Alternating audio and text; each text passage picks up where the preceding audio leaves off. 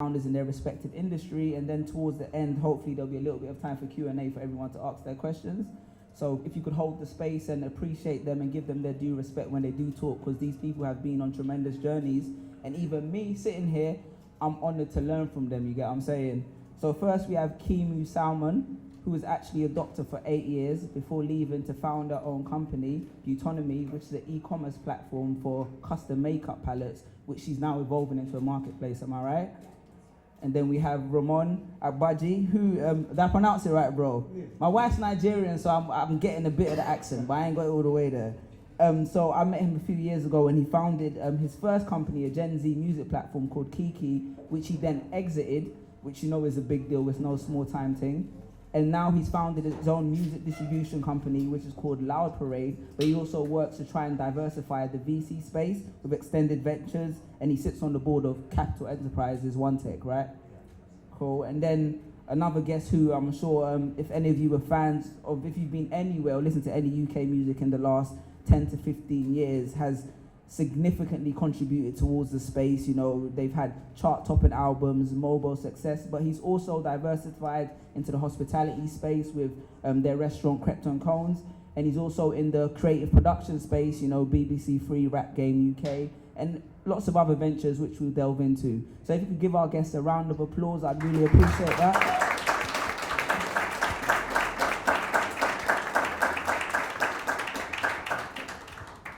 And before I ask the first question, I hope I did you guys justice in that respect.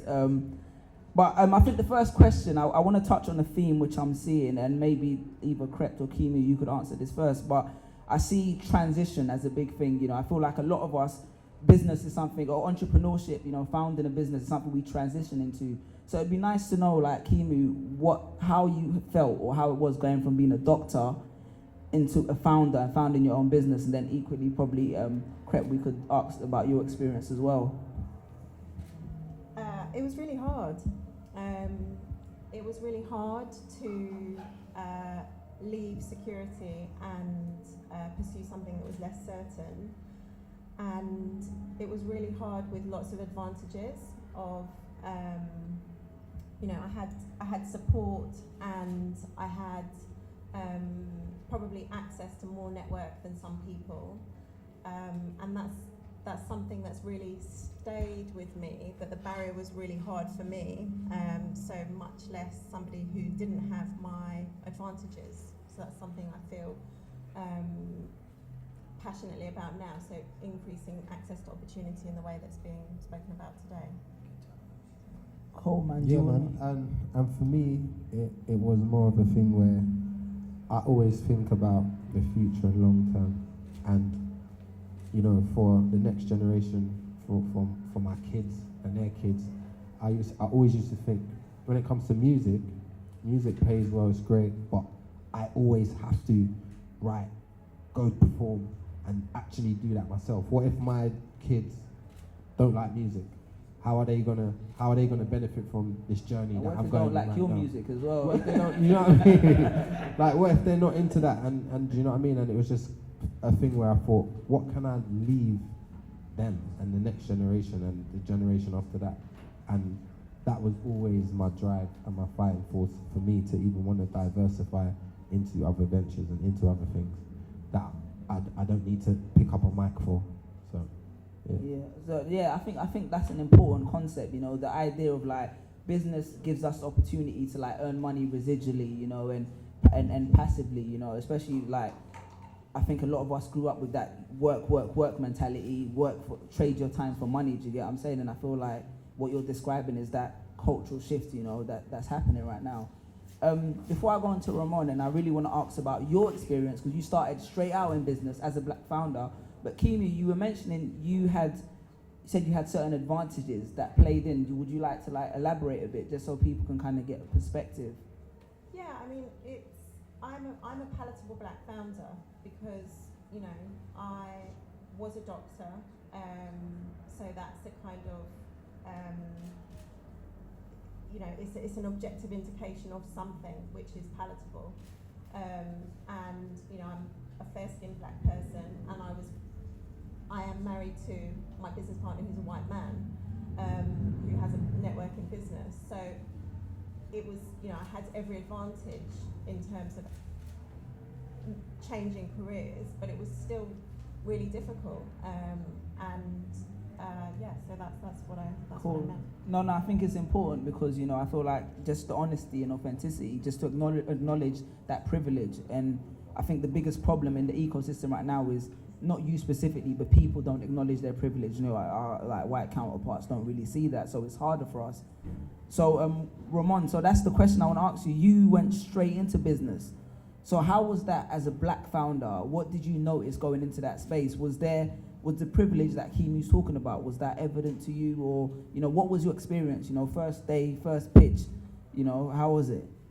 Yeah, it's interesting. I think for me as a founder, I don't really look at it in terms of technical terms. I just look at it as building. Like, I just wanted to build. I had a lot of energy, I had a lot of ideas, and people around me who wanted to be involved in the community. And it kind of happened more authentically or naturally. It wasn't something I consciously made happen. It just sort of happened, and as I was going on that journey, I realized, I have something here of value. And then you start to realize the value, and then you start to build on it, and you build that momentum. In terms of privilege, I'm from a single parent background, Lewisham, from the hood, quote unquote. Yeah. But of course I don't sound like that, but that's been constructed by my mum. Do you know what I mean? She literally designed me. Kept you in at 7 o'clock. Yeah, and I heard that.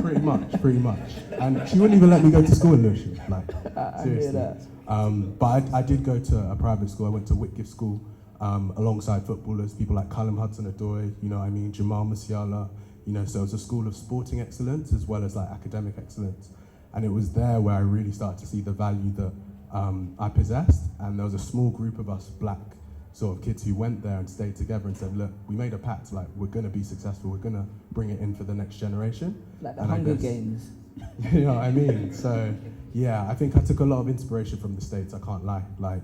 People like Jay-Z, people like Nas, I had to look up to them because in the British ecosystem, it wasn't as mature. But now it's great to see people like Krept, other people coming through, being entrepreneurs and really doing their thing. Hopefully we can have a sustainable community now. Yeah, no, I agree. You were saying you didn't realize you had something and it just happened. Can you explain that a bit? So when you were founding Kiki, what do you mean you didn't know you had something and it happened? It's one of those things where we're black people, we're super, super undervalued. We don't realize the power of our pound or dollar. It's only until Black Panther comes out and everyone's showing out, we realize, oh my gosh, we don't understand our cultural capital. That's something quite hard to quantify. Yeah. So we often don't realize that, oh my gosh, we have a lot of influence. So being so young and starting a company, you don't really clock how valuable that company can be, and you can often be exploited. And that was my experience for a while, right? Yeah. But then sometimes it can be too late by the time you switched on. I think that's why it's important to have mentors or people who have been in business who can actually evaluate your company or evaluate your skill set and have that vision so you actually value yourself, because for too long we've been undervalued and it's time for that to change. So who did you start the company with then in that respect? So my best friend actually. So I started with my best friend. He was Nigerian as well, strict parents, that sort of thing. But we also had a white co-founder as well. Okay. So we were selling the same product, but we could clearly see the privileges that he had when he was, pitching the company versus us. So it actually was quite stark every day. We used to joke about it. That's how sad it got, But when you look back, that's not right. Do you know what I mean? We're selling the same product. We have something of value that should be actually deserved and actually celebrated rather than demonized or confused. Do you know what I mean? Yeah, totally, man. I think we can move on then from this transitioning and talk about the challenges. I can imagine, especially with you, Krept, you're doing your thing in the music industry, you're up there, do you get what I'm saying? What is the challenges you face when coming into business? Because I think most people assume that, you lot do a tour and just invest that into the restaurant and you lot are good, you know what I mean? What are the challenges? Did investors just throw money at you? Was it easy, No, with Krept and Cones, that was self-funded. It was self-funded? Yeah. So your own money? Yeah. Oh, okay. Yeah, we put our own money into it. But the challenges that we faced was just the fact that anyone that we came across, they just saw young black boys, don't know what they're doing, how do I take advantage of this? And if anybody knows how I am, I don't miss anything. So when they met me and they saw how I was, they were just so surprised, like that a young black boy is so aware and alert of everything that is going on. Do you get what I'm saying? I didn't miss a penny. I asked questions. Who were these I people questioned asking everything. questions to? Like just different companies, construction companies, people that know that this isn't your field, or they'll ask, oh, is this your first restaurant? Is this? And then they would use that and they try to take advantage and overprice things, and you know what I'm saying, and try to add money on top or whatever it is. And you deal with accountants or whatever, they always try to kind of take advantage of your situation of you being a young black boy. Because a lot of the time they do, when in our space, when accountants or label heads or whatever it is, when they speak to a lot of the artists, a lot of people are not really interested in the business side of it. It's just, give me my check. yeah, give me my money and let me rap on the mic and that's it. And so when they meet me and Conan, they're just like, they don't understand, like, how comes you lot are so onto us about everything? Why do you lot, how did you even clock that? Like, and it's sad because they don't do that to everyone, and it's like they will see young black boys or black women and think they can take advantage, because it's like this is a new space for us. When you see young rappers in the UK like just saying, yeah, we're going to decide to open up a restaurant or start this business or get into this or get into that, it's new, so they do try to take advantage of that. And it's scary because it's like not a lot of people might not be that alert about things, or they might take trust or liking to people and just think, yeah, you can trust this person, trust that person. And a lot of the time there's a lot of sharks out there, isn't it? So we had to kind of deal with that, overcome those hurdles and get it done. So it was a lot of self-teaching. I was gonna ask, so where did that education come from? Like, are you like reading books or watching programs about like hospitality or what? Asking questions, going to other restaurants, speaking. Like we used to go into other restaurants, speak to the managers and ask them questions and sit down with them and say, yo, so how does this work? What do you do when it comes to this? And we just took that knowledge, asking questions. Like one thing I always advise people is just go and ask. Yeah. Like you think sometimes like they're gonna think I'm silly because I don't know it, or just ask, because a lot of the time we don't know it. And if you ask questions, everything we did we asked, and that's how we was just navigating through, and that's how most of the stuff that we do even comes into fruition. Just asking a question, not feeling a way to ask this person, you know what, I want to suck it, I want to ask him, how do I do this? It might sound dumb, but how do I do that? And we just did that, and literally we just built this restaurant, and it was just like, when we got to the end of it, it was like, how did we do this? Like, this is mad. Like, we built a restaurant and like we got people queuing. How did we do this? Like, you just feel like, what? How did I do this? And it was just like, yeah, and it just made me realize that like anything you want to do, if you actually go out and try to learn or figure it out, there's a way that you will be able to do it. And you know what I'm saying? When we decided that we're doing a restaurant, we didn't have a clue how to deal with a restaurant. Like we had no knowledge on a restaurant.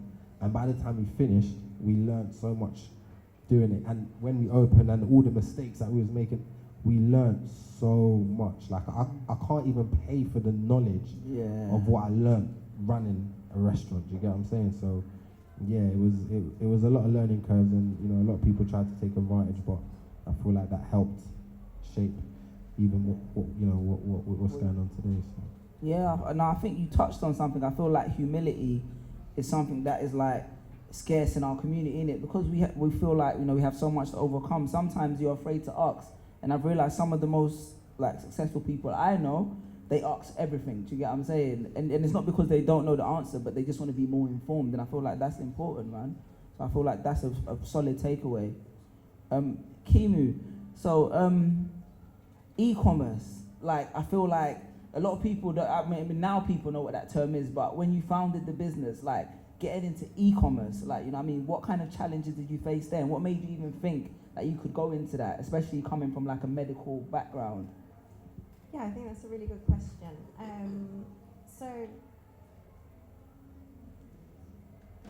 Autonomy started as a project with a bigger company, and they didn't want to take it forward, and I wanted to take it forward. Tom, my husband, didn't want to take it forward either.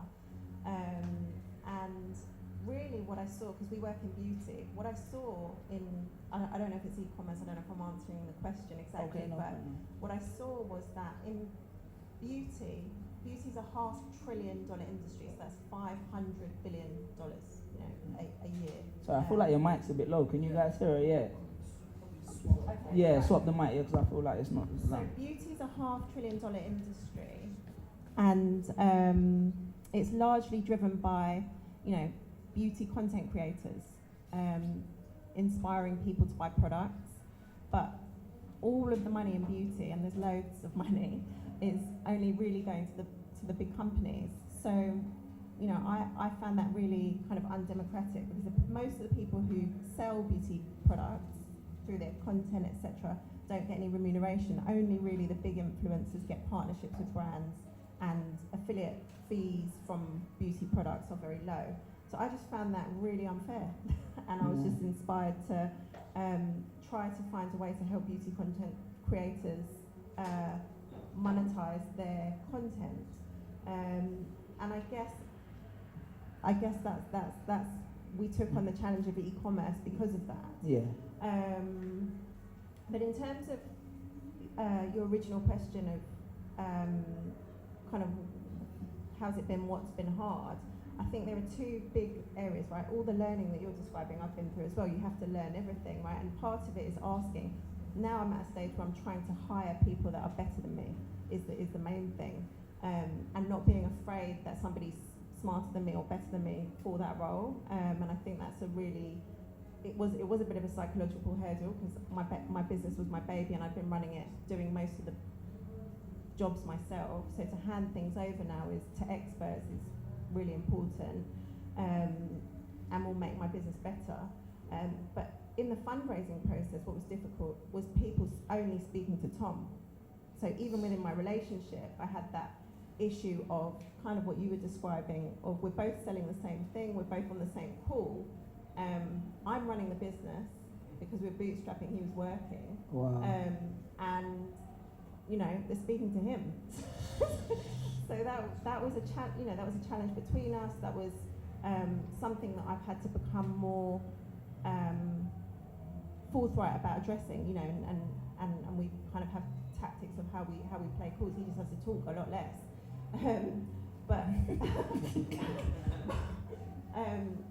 But that was definitely challenging, and that kind of automatic belief that the white man in the room knows what he's doing. But no, I'm running the business. He's my husband supporting me to bootstrap, but I'm the one running the business.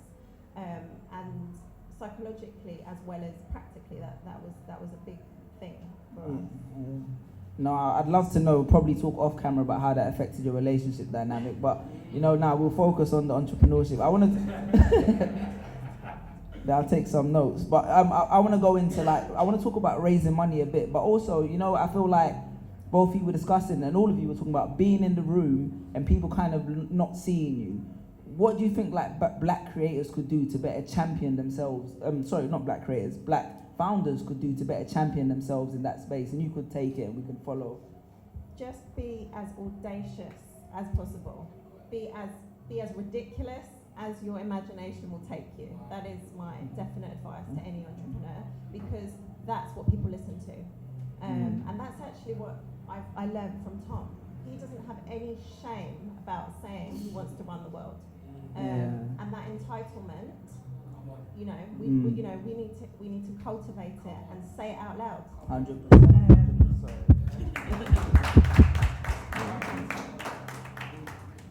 Do you want to address it, then we can go to it? Correct.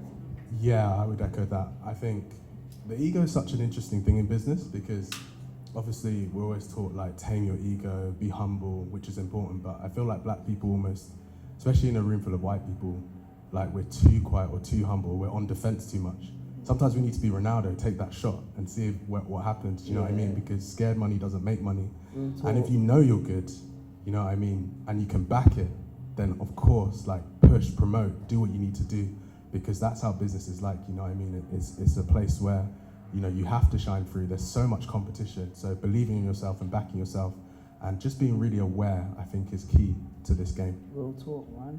So did you have that problem as someone who steps on stage in front of tens of thousands of people, did you have a problem being confident, like in meetings and rooms, or? Yeah, no. When it comes to confidence, that's not even like been my issue. It's more like the fact that when you go into certain rooms, they just think a certain way of you straight away. Yeah, the stereotypes. Yeah, like that stereotype never leaves.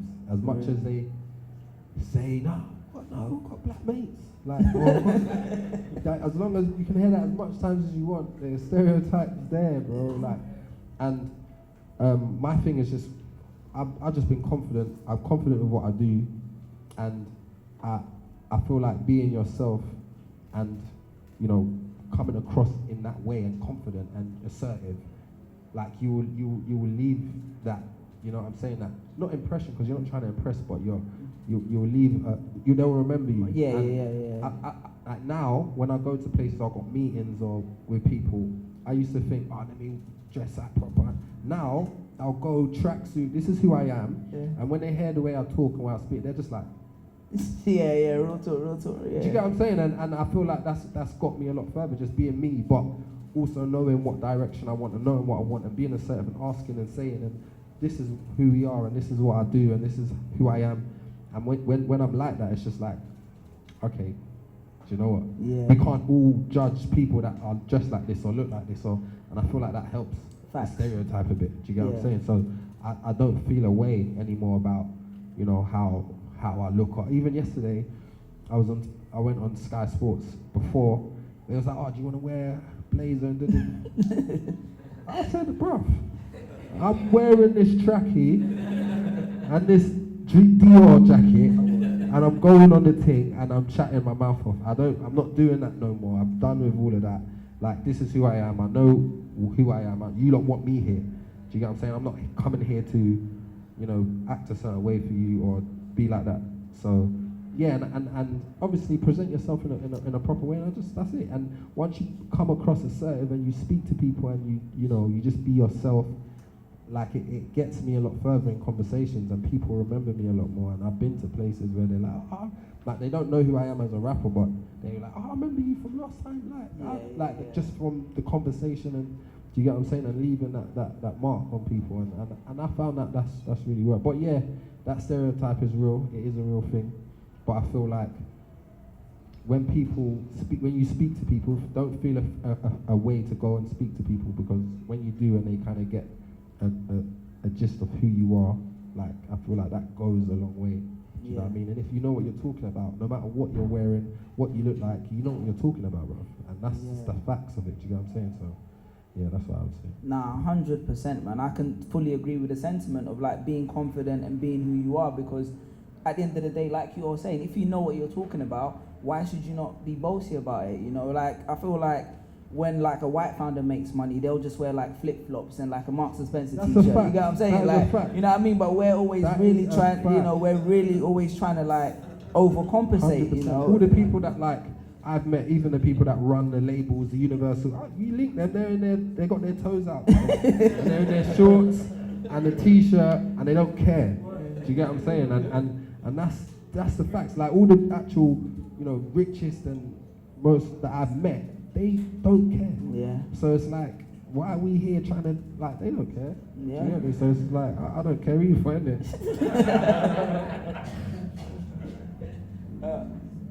Yeah, let's talk about raising money. I'm going to direct it specifically at Kiemu and Rahmon, just because obviously you guys have done it initially to build your businesses. What is that like, as a black founder, but also, as a black woman? Because I think you touched on like your husband Tom's privilege, not just as a white man, but also as a male. Do you get what I'm saying? So what is that process like? I feel like we talked about it a bit, so if you don't have to further elaborate, but it'd be good if there was any new insights. Yeah, I mean, I would love to share anything that's helpful to anybody else that's raising money, and I fully intend to have my door open for those conversations always. I think so. I spoke to a group that I have some sessions with recently about this, and so from that, I would say a few of the things that come out are pitching is not a presentation, it's a process. So don't look at it as just that one meeting. It's all about the work before, and it's all about the work after. That's something I wish I'd understood going into it, because it takes the pressure off the presentation. And raising money, in my experience, is about relationships, and that kind of fits with the previous point, which is about building your network before cultivating it during the actual pitching, and then if it doesn't go so well, trying to maintain relationships with people who are useful going forward, because the people that first invested in us in our seed round, we walked away from them 6 months before, and I didn't think I'd ever see them again, to be honest, but we did stay in touch, and then they were our lead investor. So you never know, and that taught me a lesson to kind of, people that are like-minded, and it might not be the right time then, and we walked away, we didn't think they were right, but things move on. People's priorities and commitments change. Yeah. I think the other point that I really want to make is that I really feel that, whenever I spoke, Andy Davis is in the audience, and when I spoke to him about, what is it, what do investors look for in a founder? Because the things is like big idea, big market, founder. What is this founder business? So it's, you said to me 6 months ago, or whatever it was, a year ago, resilience. You want to find someone that will run through walls for their ideas, I think is what you said. And I said, I'm doing that, mate. I've got a baby strapped to me in the pandemic, and I'm running my business, right? I've got 2 children under 5. I've got no childcare. I'm running my business. No, I've got one child, and I'm struggling. So you hit me there. I'm struggling with one. But what came out of that comment to me was, how do I convey that to the white men that don't know anything about me and don't have that relatable experience? How do I convey that sentiment of I have resilience, or I have, because their life, it's all, it's predominantly white men that you're pitching to. Their life experiences and way of communicating mean that they may not interpret my experiences or way of communicating as reflective of those qualities. So how do I surface that? Yeah, no, was something that I had to work on. So yeah, those are my take homes from the pitching and fundraising. I think both of the points are dope. Like, I feel like, especially what you were talking about as well, as pitching being a process, like you said, the same way you're communicating who you are, doing that over a period of time. Because I found that business people don't take things personal. Like you said, if you've got a really good business, they'll circle back 6 months later and drop the bag on you, you know what I'm saying? So I feel like that is super, super important as well to take away. Rahmon, your experience in terms of like raising money as a black founder and trying to communicate to people who don't understand you, this is my resilience, this is my struggle. It may not be shared, but it's significant, 100%. So on the resilience point, I'm going to give an analogy. Like, being a startup founder is like being in a boxing ring, blindfolded, and you have to feel out the punches. Like, it's that deep. Like, once you feel out a few, you might actually survive. So, to be honest, if you look at the failure rate of startups, like within a year, 90% fail. So, if you're not ready for this game, like, go get a corporate job or do something else. If you really want to do this, I'd say, like, hang in there. Do you know what I mean? It's going to be worth it. Ownership is what our community needs. So that's the first thing, having those expectations that it is going to be hard. Having the right support system around you now. A lot of us, our parents want us to be bankers, doctors, lawyers, like, it's this typical African route, which is cool because for them, like, security was key when they first came here. But we need to be taking bigger bets to advance our communities. That's how I really feel. So helping the people around you understand that and that you're doing it for a greater cause is key, because there's going to be times where you're burnt out. There's going to be times where it's hard. So I think that support system is key. Now onto the actual raising of money and pitching to people who don't, quote unquote, understand. this is the thing, a lot of VCs actually haven't run a business in their life. It's a sexy career that they went into after working at Google or being a consultant. Like that is what it is, like throwing shots. But at the same time, I do think that you're the one of value, right? So it's about building that FOMO, building that value. And there's a few tricks, you know? I think having that mystery about you, like your name coming up a few times in different rooms, the power of the network, as mentioned before, I think that's so key. And I think it's just about leverage ultimately, like whatever you need to do in this game to get ahead, whether you have to get a white co-founder like I did, or whether you have to, you know, speak to this person or that person. Yeah, white co-founder. You got to do what you got. Do you know what I'm saying? Or whether you have to go to America, like Cyril understands that, like, you know, it's different communities that receive you differently. So I do feel like you've got to be adaptable in this game because it is crazy. And then the last thing for your mental health is I basically gamify everything, like in as many ways as possible, because it's a probability sort of thing. So if I treat this like a game and I'm just hedging bets, I need to keep going. Like the more people I speak to, the greater my chances are that one of them might be of value. So I think that can really help with mental health. Like just walk into a room and say like, I'm gonna win this game, you know, game on. Yeah, I can tell you get busy in that pitch room. I can see.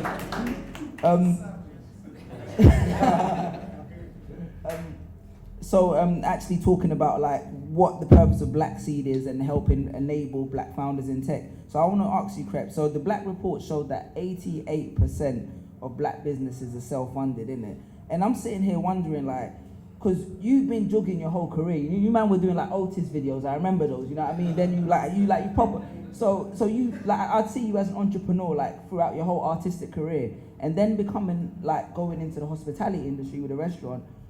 Why was it that you felt like you had to self-fund that? Was you not aware that like that people just throw money at people with a pitch deck? Or I don't understand. Yeah, no. I realized that once we opened the restaurant. Serious? Yeah. Like I did, like to the point where there was so much people saying, "Bruh, why did you do this with your own money? Yeah. Like you could have done this, you could have done that," and I'm just like, "Yeah, it's all good now, isn't it?" Are you gonna put the money back in my pocket, or are we gonna keep it moving now? But yeah, I genuinely did it. It wasn't something that was really. I genuinely feel like it's still not something that a lot of young Black entrepreneurs are aware of. Like, and I just think it's mad because like most of these successful businesses have all had help. And it's just like, and even unsuccessful ones, people who've gone and raised money and not done nothing. And done nothing with it, and it's just like, it's crazy that it's something that we're just not aware of. And obviously now, moving forward after doing that, it was like any business that I got involved in after that, it was either something that didn't require a major investment, but high on return, and you know, but stuff that requires heavy funding. It was just like we didn't really know, or I knew of it, but it was just like, where do I go for this? Yeah. Who do I speak to for this? Like, there's no go-to place for, yeah, I'm a young Black entrepreneur. This is the idea. I've got a genius idea. Who do I go to for funding? Like, and that's your pitch, Karl. That's where you step in. He just pitched it for you. Yeah. It's true though, and it's just like a massive open market for you lot. Like, as in, it's not even a market. Yeah, like it's not even a market. I'd say it's just something that's needed, man. Like within the Black community, I feel like there is just not a go-to place where you can say, this is where. You get what I'm saying? Like, and I just feel like it's bad, man. Like, yeah. And it's just not your job and our jobs to let people know this is out there. By the way, the way, I know you lot are doing this, but by the way, you should know about this. And I just think it needs to be something that's really spoken about a lot more, because to a lot of people, you know, non-Black people, it's common knowledge. It's like, we know this. We don't spend our own money. Yeah. You spend your own money. Like, and that's the reality of it, man. So it's like, it's what it is. Yeah, I agree, man. I feel like, especially like when you're coming from a creative background, you just know, like, you guys were independent for the longest before, you know, you actually started working with people with money. So I totally get it. But I think one of you guys said it to me, actually. I don't know, but it's like, you know, we work hard, but it's about working smart, innit? And the opportunities are there. 100%. You've got to take advantage of them. So how did you guys find out about? So your first few raises, Kiemu, was that like private investors or was it like was it VC investment? Like your first? So the original investment came. Yeah, you know. The original investment came from a big beauty conglomerate, Coty. It was a project inside Coty Autonomy, and then we had a pre-seed. When we spun it out and took the business forward ourselves, we got pre-seed investment from VC and a seed investment from VC. But I find this element of the conversation really fascinating because I didn't know what venture capital was when I left medicine,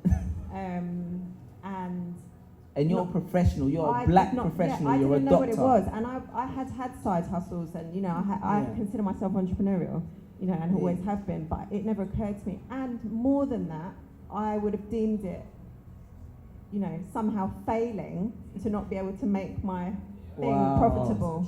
That's the truth of my mindset when I first started thinking about taking over Autonomy. So I really feel like there's a big education piece needed around, yes, but what venture capital is and that it's available, but also what sort of businesses, because profitability at an early stage is not a priority necessarily, are important, right? It's about growth and movement, forward momentum. It's not about making the books balance straight away. And I didn't understand that, but that was a powerful switch that allowed me to be more audacious when I was raising. Dope, man. And Rahmon? Yeah, I'd echo that. I think market share is key as well. So with venture capital, it's ruthless. Like, think about it as the most American industry ever. So that's kind of what I started to understand and gain a bit of an insight. Again, I didn't know what venture capital was. When we were raising, it was from angel investors. Like, I'll be honest, it was just a bunch of rich guys who wanted their kids to work where we were building. Like, that was it. But having said that, after I'd exited, I actually did a little stint in venture capital. And the mindset there was to be like the Robin Hood, like kind of take from the rich and give to the poor. And Cyril will tell you, we used to have conversations about the insights, little bitchy gossip sessions about who's who to look out for. Because that is what it is, knowledge is power. So to bring that back to the community was a great sort of experience. They definitely do like to keep it within their circles. Obviously racism is the ugly enemy, but classism is even more insidious. And I clocked that with the whole Oxbridge thing and sort of what they do there, and keeping that power and that wealth in those circles. What I would say though, overall, in terms of venture capital is there are a lot of myths.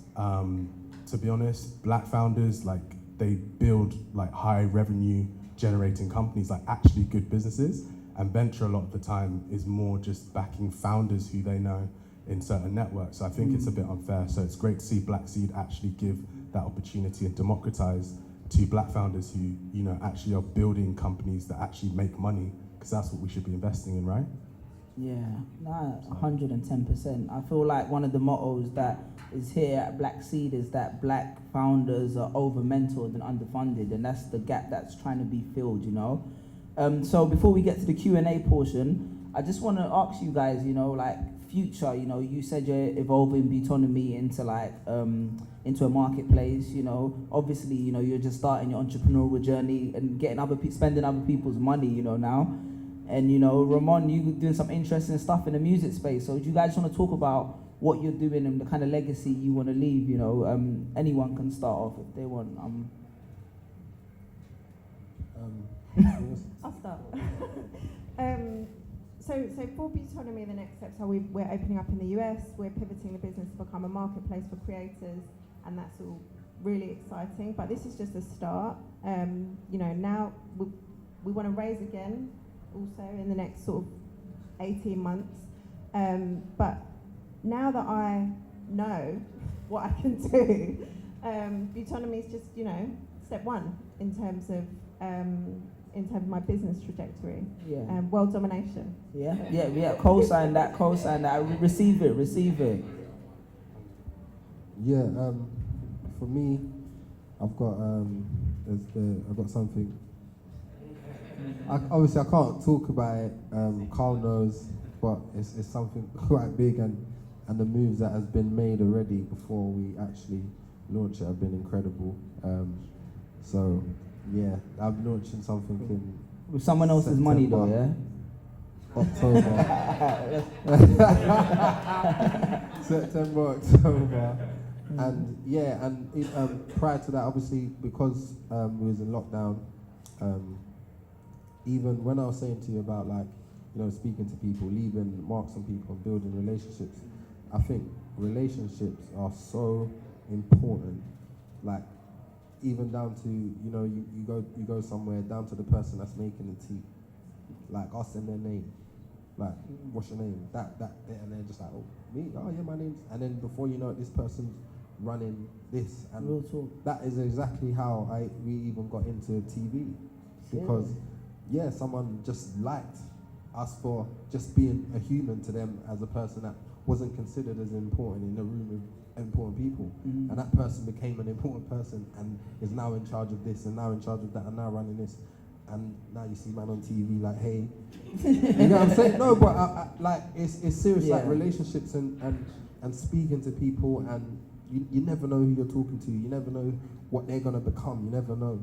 And I feel like relationships have been important, like even throughout my music journey, all the relationships I've had with people, like I don't think people would have, you know, a bad word to say about us in terms of how we deal with people, you know, our work ethic and that trust and relationship. So even in when lockdown happened, we was like, got to close the restaurant.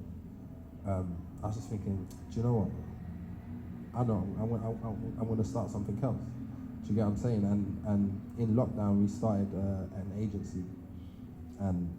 So like a marketing agency, creative agency? Yeah, so it's like we do, like, it's so mad that people don't even know that it's us. Like, a lot of the artists don't know that we're here marketing their songs, and it, like, you know what I'm saying, we're here, I'm collecting #1 trophy.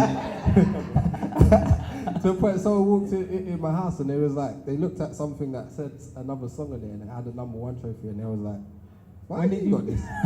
And I was like, you get what I'm saying? But like, yeah, so we market a lot of the music. We build up even companies that are, you know, trying to market clothing brands, this. We work with even major brands, like, so how it came across was, again, you know, big companies not really knowing what's going on within black culture. Yeah. They come in, they see someone that's blown up, and they say, oh yeah, I want a collaboration with this artist. And it came because a brand asked me, they was like, how much would you charge us to put our brand in one of your songs and rap about it? And I was like, oh, we're not in cycle, we're going to release next year. And they was like, what do you mean? I was like, can't you just do it? I'm saying, we're not releasing music right now, so you're better off asking some.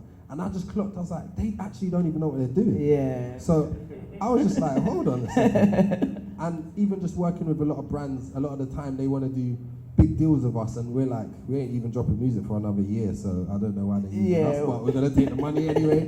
But then it made me just realize that there's no space or no catalyst to help brands navigate and do the right cultural moves. So it's organic, yeah. Yeah, so we was just like, yeah, this makes sense, and it's something that we don't promote it. We never promoted it.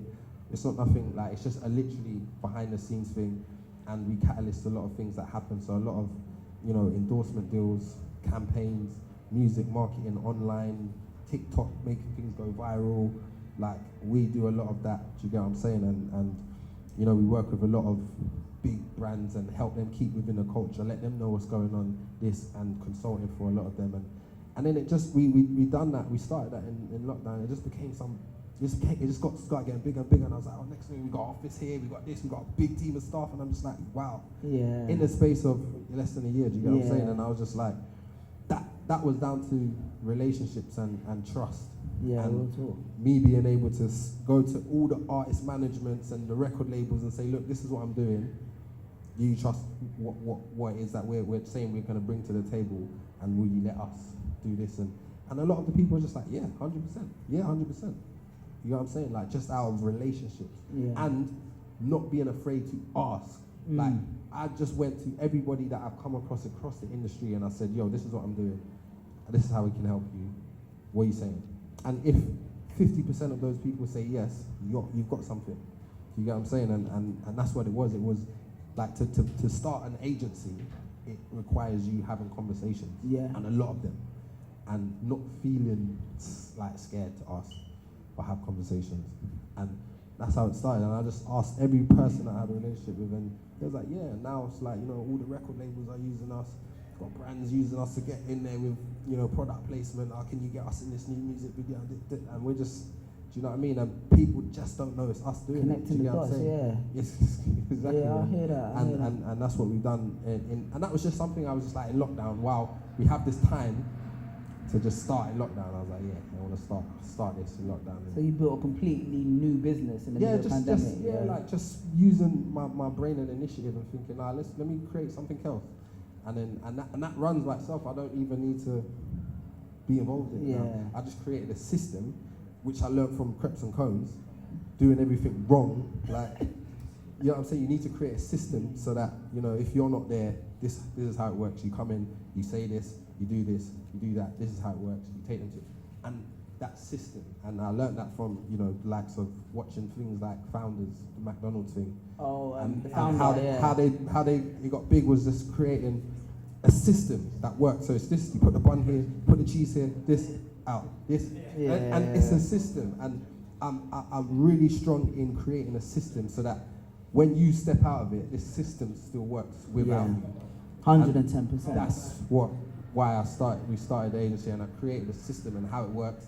So now I've got a team that just know how to do it, and all I need to do is just keep expanding it, get more clients, get more, and just keep expanding, and that's it. Yeah, no, that's dope, And man. that's I what I feel do. like there needs to be a Black Seed Film Club, because that Founders film is hard. Bro, that film is serious. Solid. Yeah, and that made me realize about the system stuff and how important it is to create systems and yeah. So yeah, that's something that I started in lockdown, but I'm working on something like major for the Bear some things in the pipeline. No, serious. Like I'm really like excited about. Do you get what I'm saying? There's so much happening with it, so much big moves happening with it that I'm just excited. Well, I'm excited for you as well, bro. Just Rahmon, just before you can tell a bit about what you're doing, Q&A will be after, so you lot can get your questions prepped and that. Yeah, 100%. So, no, it's great to hear what you guys are going to be up to. I'm sure we're going to cook up some things Yeah, you together, guys, there's some what I mean? synergy, I think, I can see already. I guess for me, like, two main projects that I'll be working on. So the first is like a Gen Z wealth management platform for footballers in my network, and also just like artists, influencers, anyone who needs to get into technology. Like, I'm here to help. Like, it's about knowledge, right, and sharing. So definitely down for that. And then the other side of things is a publisher for brands as well. So there could be some interesting things there, called Loud Parade. So the first major sort of song we did for Nike got 4.8 billion views on TikTok. So we're going to just keep pumping it out and giving opportunities to black creatives. Like, that's what it's all about. So yeah, keep them busy. Dope, man. Could you give And a Black round Seed, of of applause to our panel? Thank you guys, appreciate it, man. So I think we'd open up the floor to questions while they still have time. I don't know how the Q&A systems work. We don't have a system, we didn't read it.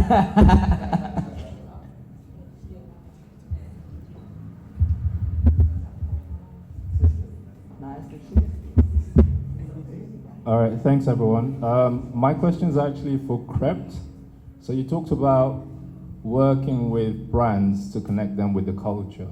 Now, a lot of us in this room work in technology. Have you thought about connecting the culture with technology founders who need influencers to promote their business? For example, Stat Sports, which is, if you've watched football, you see them wear all those vests, right? So they've got people like Phil Foden and all those guys promoting them. And a lot of athletes now are looking at ways in which to promote startups. So is there an opportunity there for you to use that capacity that you've built up to help technology companies like us to kind of help us get to that next level? By the way, my company's in sports, that's why I'm asking. Plugging himself. I've got my friend in the audience who's killing it in that field. He runs an app that connects businesses directly to the source of the culture and influence. So just You gonna put up your hand, bring bro? up Lutterodt. So if you can you see him? If you want to speak to him on like a just outside or on a personal one, I just run through, let them know what you do, man. But yeah, it's incredible what he does. So I run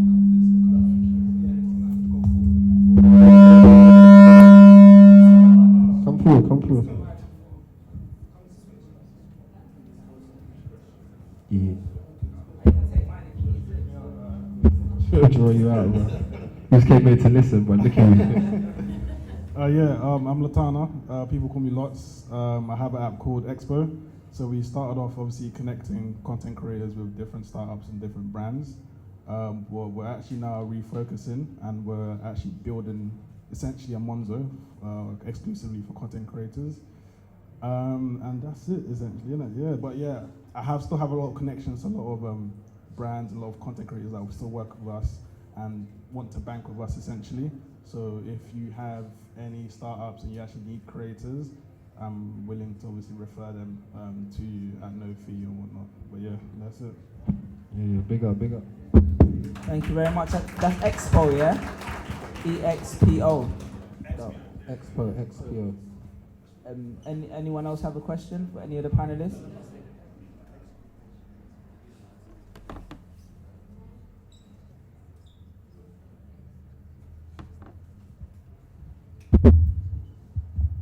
Hiya, I just wanted to ask Kiemu, how do you keep motivated when you have a young family and you're trying to balance so many things? How do you keep yourself motivated to work hard, if you do, every day, to build your business? Thanks, Ariana. I just that is a really funny question because it doesn't even cross my mind. I'm so hungry to make this work. I just make it work, is the truth. I've got such a strong vision of where I'm going. I need to get there. So that's it. Basically. She gave you a sermon there, boy. That's a testimony.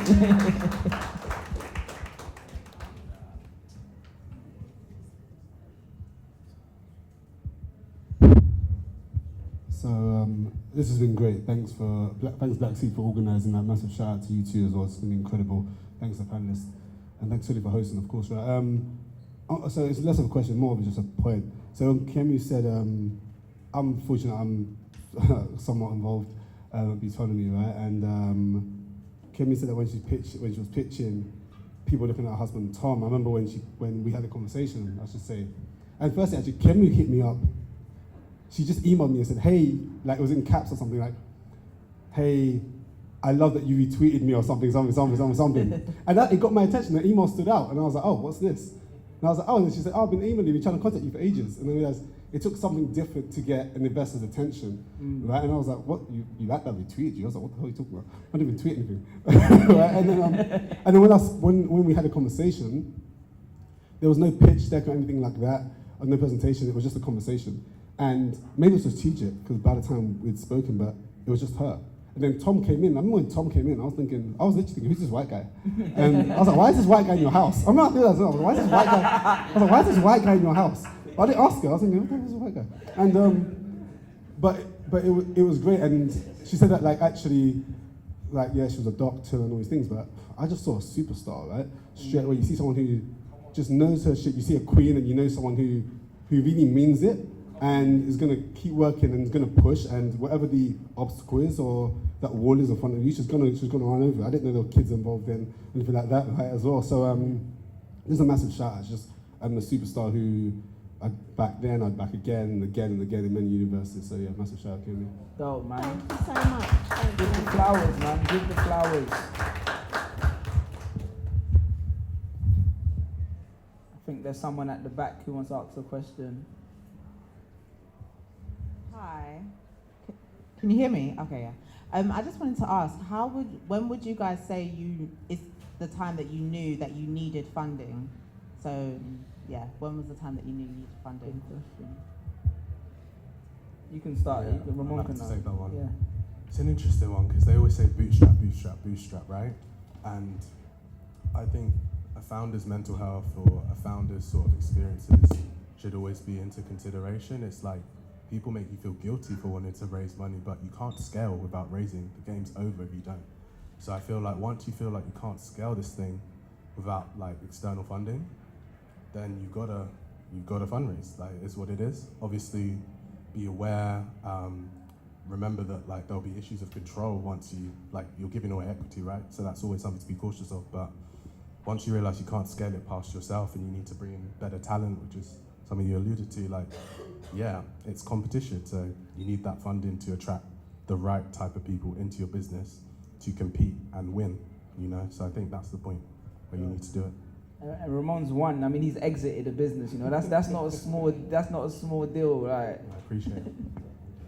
I would just add to that in a really tangible way, because I have a physical product business as well as a technology element, that if you just imagine, you know, you sell all your inventory, I need to buy more inventory, I don't have enough money to buy more, the amount of inventory to fulfill all the demand for my stuff in a really tangible way. So that's just one element, but you know, all your marketing will be in the same, your staff, and that, for me, that was what scaling meant: marketing, product, staff. I was actually reading the book and it was saying like running out of inventory is worse than running out of money. Like, do you get what I'm saying? Like, yeah. So no, I think that's important. Obviously you self-funded. So when did you know you needed money? Like, It was more when you realise you can spend someone else's money than your own money, innit? Like, as soon as you know that, you don't have to spend your money. You want self-funded, innit? Do you get what I'm saying? Like, and also meeting people that are rich and they're saying, I don't use my own money.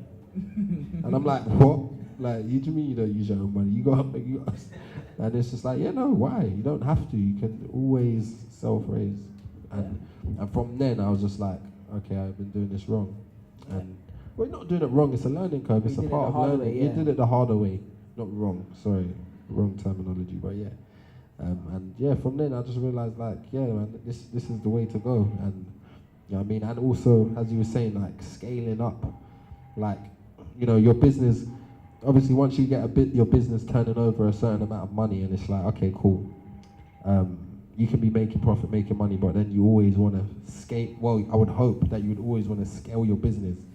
And sometimes to do that, you just need that injection of, you know what I'm saying, whatever it is. And and if there's people out there willing that can see the vision in it, that are willing to invest in it for a small equity, then it's like, why not? Yeah. Kind of, do you know what I mean? Yeah. No, I hear that. Did you want to add to that? Yeah, I just wanted to add, like, strategic investors are great. So people have a network where you don't even have to do anything. Like, because they're invested and they've got skin in the game, they're just going to open up their network and follow in with their friends, or, you know, get you a big contract. Like, if they have access to a network that you don't have, then yeah, it might make sense to take that strategic investment. So that's what I do. Dope. I think we got time for one more question. I think two more. Did you say one more? Yeah. I just wanted to go back to what all three of you basically said. Like, what if you want to get funding, but you don't necessarily want to give equity because it's early on in your business? So, like, I'm just going based off of what you said about the you have product and you know that you need more products. That's kind of a time. But what if it's quite early on in your business and you don't feel comfortable yet giving a certain percentage, or you don't really want to give much equity? Is there other types of funding that you can get? That's what I want to ask. Bank loans. Sometimes you can just do loans, like direct. If your business is making a certain amount of money or profit, and you can show that, and you pitch them like, this is what I want to do, you can just do that directly with the bank sometimes. There are some interesting financial products, revenue share loans, specifically for marketing and inventory. I think companies like Clearbank and Uncapped do that sort of thing. I think if you really don't want to give away any of your business, because I guess that's the catch with VC. Yeah, literally. I just think it's boundary setting. Now I'm ruthless with investors. Like, they need to know that I'm also adding value too. So just make sure they know your worth as well, and make sure you have the right fit with when it comes to the investor. Like, make sure their intentions and their heart's in the right place, and you should be fine. I'm sure you'll be fine. And I mean, I can add to that. I think crowdfunding, although it's less popular in our community, like you could pre-sell stuff in advance and crowdfund that. You know, say you tell people they can pre-order this amount and then you get the money up front. But I also, just in my experience, someone said something to me that blew my mind, and there was like, it's better to own like a small percentage of something than a whole percentage of nothing. Do you get what I'm saying? And I feel like sometimes in our community, like, we're so caught on like the stories about, oh, this person got robbed, that person got robbed, that we don't want to give away anything. And I realized going forward, that's something that really changed my mindset about like VC and like venture, because sometimes it's not just the money, it's the relationships, like my man was saying, in it, and you'll be surprised how much further it's going to take your business. Yeah, cool. I think there's one more person. Hi, my questions.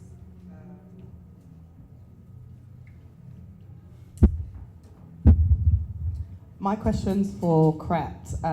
For someone that's like navigating through the music industry, I've learned you have creativity and then you have the music business itself.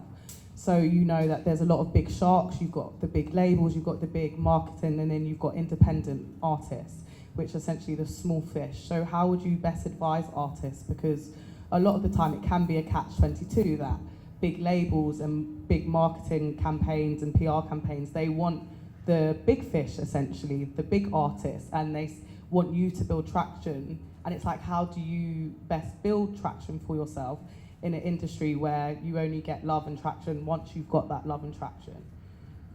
I think firstly, like when you're starting off on at the bottom and your base level, you need to focus on your art. Like, don't even think about anyone else. Like, focus on the art and making the best music or putting out the best product, and focus on your audience and your fans. Because one thing I've realized, and this is of years of working through this industry, is that the only thing that matters is your fans and building a fan base, because that is the base of what's going to get anyone else's attention. And then obviously people come along, and you know, once you start getting bigger, it's like, hey, I want to wave a check at you. Do you want to sign this? Do you want to sign here? But the main thing is building up your core fan base and focusing on that. Like, for ages, up until I would say we did an independent project that went top 20. We didn't even have no manager telling us to do anything. We were just doing it ourselves. And even up until now, even with a label, with everything, every feature you've seen us get with like an American crazy, or whatever it is, that was all just networking and speaking to people and going out there, being audacious and just focusing on the real talent, which is the music, and making music and forget, you know, labels or managers or this or that. So it was did Young Kings with no manager? No, we just did that ourselves. Oh. We just did that ourselves, and like we just winged it.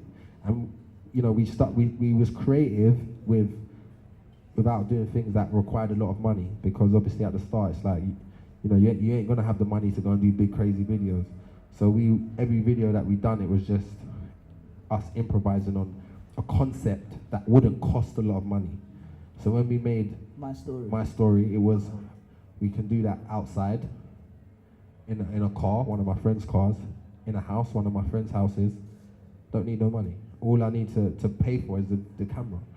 But you know, to a lot of people, that looks like you know, where you would have to hide. If you got money and you're spending a lot of money on a production or whatever, they're gonna rent out a house, they're gonna rent out a car, you don't need to do any of that. You can just, you know, focus and be creative and, you know, focus on the art, but in your capacity and do you know what I mean? Don't overthink it or think, I need a lot of money to do this, because we didn't. I love the concept you did for Devil's Playground. Sorry, I'm standing now. Yeah, so that was just hard, and that was simple. And that was simple. It didn't cost nothing. I drive in my own car, got my friend camera, and you're just driving around And I thought, yeah, that just makes sense. And just filming that didn't cost us anything. Do you get what I'm saying? And a lot of the time, most of the authentic videos or things that get you in that space are things that didn't cost nothing. Do you know what I mean? I think just focus on that. And yeah, the sharks will come. They always do.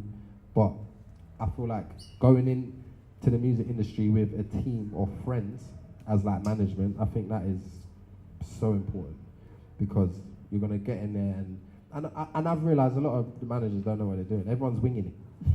Now everyone's winging it, because at one stage they was telling us we need a singer in our group for us to make it.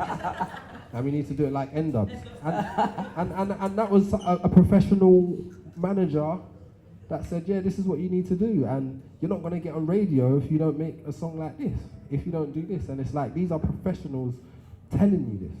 And then you come and tell them, if she got to go, don't waste my time. And then you're in the charts and you're like, what are you saying now, bro? Like, and that was just us just saying, you know what, let's just do us and focus on our fans. Like, don't think that there's a right way to do anything. One thing I'll say about the music industry, everyone is winging it. Everyone. You go in a label meeting, they're winging it. They don't know what's going on. They don't know, like, everybody is just winging it. And, you know, you put out a song and it starts doing well, the song's gonna do well anyway. But a label will come, shows a check in your face and say, oh, I want to sign it. And all they're doing is just buying the rights to the song. The song was going to do well anyway, with or without the label, and that's what they do. So, and it's tricky, because it's like, you will come into the industry, put out a song, your song's blown up, but you still ain't got no money. Because you don't get money, or you don't get paid for months later if you're independent. Because the royalties take a while to come in. So if you come in the industry, you've got a song blowing up, but you ain't got no money, it doesn't make sense to you in your head. So a label will come in and say, here's 100, 200,000 pounds right now, give me the tune. And you're gonna think, I'll check my account, yeah, this looks right, this makes sense. And you're just thinking, this actually makes sense. And that's how they get a lot of the artists, and it's like, yeah, I wanna sign it, but then the song goes on to make 600,000 pounds or £1 million, and they're taking all of that because now you've signed, and that's what happens. So it's just navigating and going into the situation, into the industry, like management. Use a friend that's organized, someone that's organized. Do you get what I'm saying? That's what Stormzy did as Res Rach, like with his friend. It's not, Tobes wasn't a big crazy manager before. He's with his brethren, he's people that he trusts, and he's there. Like, he's doing well. Like, you don't need no big time manager to be like, yo, this is what it is. He's got his friends and people that he trusts around him. And that goes with a lot of the new artists that are coming. A lot of them and their friends are managing them. Do you know what I mean? So no one that's trying to shark them. Do you get what I'm saying? And recommendations through other people. When you meet other people, who do you think I should use for my accounting? Because there are shark accountants out there. So it's, who do you think I should use to be my lawyer or my solicitor? Recommendations. Like, that is so important. Get people to recommend other people to you. Who can I use? Ask the question. Who can I use to do this? Who can I get to represent me in this way? And you will get recommendations from people. That's how we did it. We just asked the question. And one thing I would always ask. Don't feel a way to ask. If you don't know the answer, or feel that I might look stupid or not know what I'm talking about, no, just ask the question. Do you get what I'm saying? And yeah, man, focus on your fans, ask questions, and don't trust man in suits. You get me? Yeah, I think that's a great point to end on. Thank you guys for your time. I'd appreciate if you guys could give them another round of applause. Thank you very much.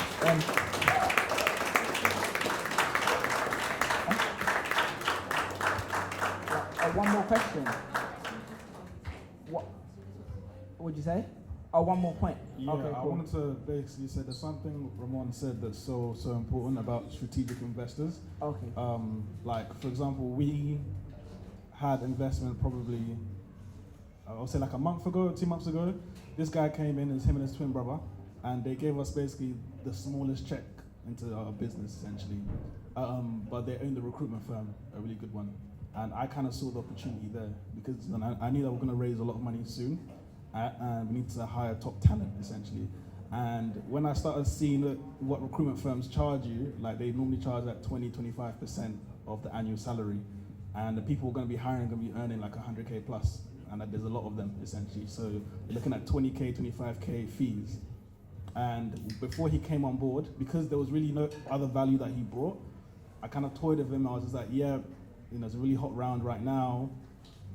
I don't really see any much value that you bring in, but he really wanted to put money in. And the reason he wanted to put money in is because we're about to raise, like I think 2x or 3x valuation, like literally 3 weeks later. So he's essentially flexing his money there.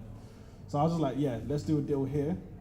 You come on, give us a small amount of money, but you don't make any money from us in terms of your recruitment firm. We use you exclusively, but you do the deal at 8% essentially forever for us. And essentially, yes, he did give us a small amount of money, but the amount of money we save going forward is insane. So even today, we were meant to essentially pay, I think it was £42,000 to hire 3 people essentially.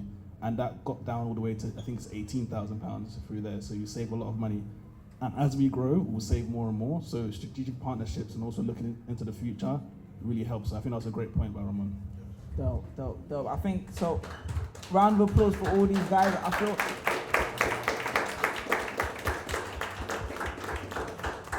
And bro, your company's called Expo, right?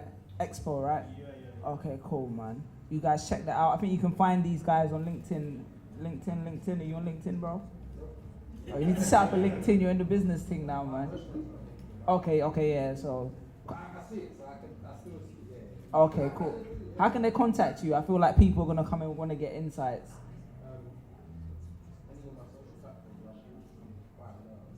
Cool. And Kiemu, LinkedIn, Rahmon.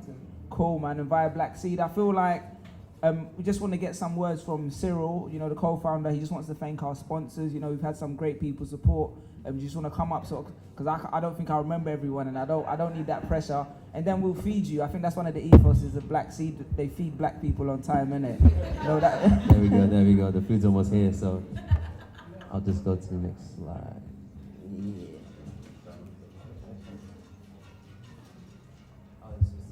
Thank you guys. Thanks for coming out.